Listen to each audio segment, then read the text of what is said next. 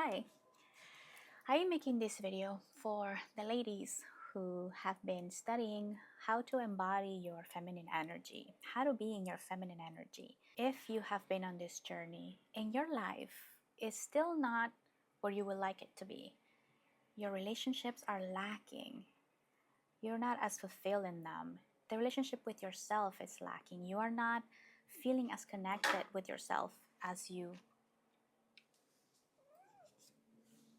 excuse me, you're not feeling as connected with yourself as you once did, because at the beginning of this journey you probably did feel how much better it felt to be more in your feminine, embracing your feminine energy. But then it has reached a point in which it's not anymore giving you the same feeling, the same results. It's making you feel more disconnected. So if that's happening to you, also in your career, you're not advancing as much as you would like. If that is what is happening to you or has happened to you, then this video is for you.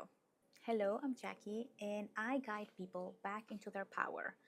I understand how confusing it is to navigate the world, the digital world right now, consume all this information that is very, very valuable. Everybody is teaching such valuable information. It's just that some of it is very polarized and it just creates more confusion. And we don't really know how to embrace the complexity of it all because it requires a lot of emotional intelligence. And so that is what I want to talk to you about right now, because this particular teaching with feminine energy has kept me stuck for a long time, avoiding things because I thought that I was doing it. I was avoiding certain things because I thought it was out of alignment.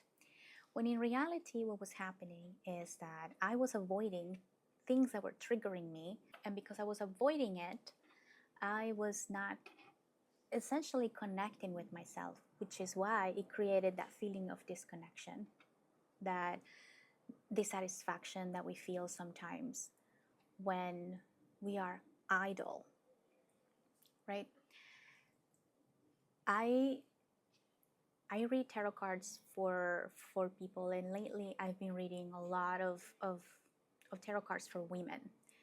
And some of these women are very intelligent, they are very self-aware, and yet they seem confused as to when they are supposed to enforce a boundary or when they are supposed to face something that is uncomfortable. For example, in my life, I have been very passive in certain things that I needed to be doing in order to advance, but I wasn't doing it because I couldn't face the discomfort. And that is really all it is. Our inability to face this discomfort. It feels very masculine to push ourselves to do certain things, and because we have that limitation, it keeps us stuck repeating patterns because we're not breaking out of them, we're not learning from them, because that would require that we face the challenge straight on and that we learn from it. We surrender to it. That is what feminine energy does. Feminine energy surrenders. Okay? But it also means that you have very much a clear intention of what you want to create so that you become magnetic. It is not about being passive, daydreaming, and then waiting for things to just come to you. No, you gotta be doing things. And one of the things that you have to be doing, in addition to going to get your certification or the things that you know you're supposed to do, you need to create a system in which you recognize when you are getting triggered so that you can act with intention from it. What I mean is, for example, one of my clients was saying that she is a certified life coach and she's still having difficulty dealing with her family. She's having difficulty putting herself out there because it feels like it's draining her energy to put herself out there. She's having difficulty after being with a group of women that she's trying to help do Reiki for, and you know, all these ceremonies that she hosting, because she feels drained afterwards. So the reason that you feel drained afterwards, after lending your energy to someone else, is because you don't have a strong container within yourself. Because you recognize that the people that are in front of you having an emotional meltdown or going through a very tough emotion, you recognize those people, you see yourself in those people. And because you haven't developed a good relationship with discomfort, with facing your own emotions, with overcoming them, for real overcoming them, not just hiding away from the trigger, distracting yourself with whatever it is that you choose to distract yourself with. Some people use drugs, some people use alcohol, some people use TV, some people use food, whatever it is that you're doing. That is not you giving your body the rest and relaxation that it requires to recharge. No, that is you escaping. So you have to recognize your habits, right? And you have to be able to face that your relationship with discomfort isn't in a good place. That is why people drain you. People drain you because you are not strong within yourself. You have not overcome that emotion. So you have to recognize that. You have to be able to recognize that others' suffering is only affecting you because you yourself have not overcome that particular suffering. That is it. Because once you have, somebody else having a meltdown about something doesn't put you in a meltdown, or it doesn't put you in the energy of having to comfort them. If you are, as a friend, just accompanying your friend, that's a different story. But if you are a leader who has been hired to guide these people, then you have to be able to recognize that if you are not strong within yourself, then yeah, your customers are going to drain you. So if you are the kind of person that tends to avoid certain situations because they trigger you, then you need to pay very close attention to that, because those are the specific areas in which you are not free. That is what you need to recognize. You are not free. Okay? I have been myself stuck in the past. I used to read tarot cards for a lot of people, and I would bring them into the deep water of their emotion, right? Like I would open Pandora's box for them, and I would put them in a situation where that they had to acknowledge that something was not going right and that they had to do something about it. And that was very, very scary for them. And because I myself had not overcome certain things, I could not really be a strong leader for them and tell them how to even begin to get out of the situation. So I would get caught up in the emotion myself, and I would then start trying to comfort them. I would start to then try to find comforting words instead of finding encouraging words, because I wasn't able to connect to that version of me who has overcome that. And how would I like for someone to handle the situation for me? You know, that is essentially what you do as a leader when you encounter somebody that is just a little step behind you when it comes to what they are consulting you for.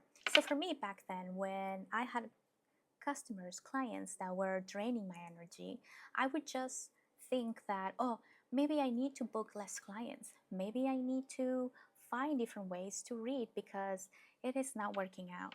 Maybe I need to find better clients. Maybe, you know, it was always about something external. And I wasn't able to recognize just yet that the reason that they were draining me was because I was getting lost in the emotion with them. So it is a very good thing to notice, okay? And this doesn't apply to your friends, because your friends do need sometimes somebody to just listen, and you can be there for them. You don't need to try to fix it or give advice or anything. You can just be with them in their emotion, and that's perfectly fine. But yes, if your relationships are not where you would like them to be, you need to pay attention. You need to pay attention to how rigid are your boundaries, because feminine energy is, like I said, surrendering, is going with the flow, not avoiding an uncomfortable situation. Feminine energy does not avoid it. It surrenders, and it asks directly to have that uncomfortable conversation, so that she knows where she stands and she can act accordingly. But she doesn't avoid it. She doesn't retreat and hide away and indulge in comforting things that distract from the pain. That's not what feminine energy is. And I have found that a lot of people are stuck there. So yeah, I noticed that this is happening because of all of this information that is out there. Very contradicting information.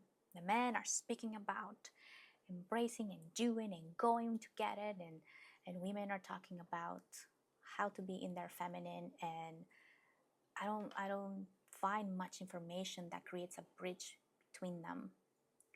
And of course there is some, and I find it that they touch very briefly on the subject. For example, feminine energy videos say not that action isn't important, and then they go on speaking about how to be in their feminine. So they don't make it enough justice. I just wanted to come and maybe create that bridge to understand that what you need to realize is that your relationship with discomfort will make the difference.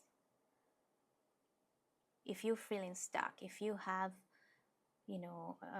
trying to embody the feminine energy, but your relationships are not where you would like them to be, your career, your life isn't where you would like it to be. It feels like you're a bit stuck, but you are still following the same advice that you started following when you started feeling good. So just know that it is because you need to challenge yourself. Being in your feminine energy doesn't mean that you retreat, doesn't mean that you shy away from discomfort, challenges. It means that you surrender to them, knowing where you want to go, what you want to manifest, knowing your intention, and surrendering to whatever happens and adapting along the way. Because you have to understand, thinking a lot isn't what's magnetic. You can think and overthink for days, but that is just going to create a very negative loop of low frequency within you. Knowing, that's what's magnetic. Knowing your worth, knowing where you're going, knowing that everything is working out for you because you will surrender and adapt, and you will just embrace whatever happens. That is what is really magnetic, and that is what feminine energy is really all about. I hope that I could give you some clarity as to where you could begin to unravel what is really holding you back. And if you need further assistance, book a reading with me, and I will help you uncover more into detail what is blocking you and your manifestations. See you next time.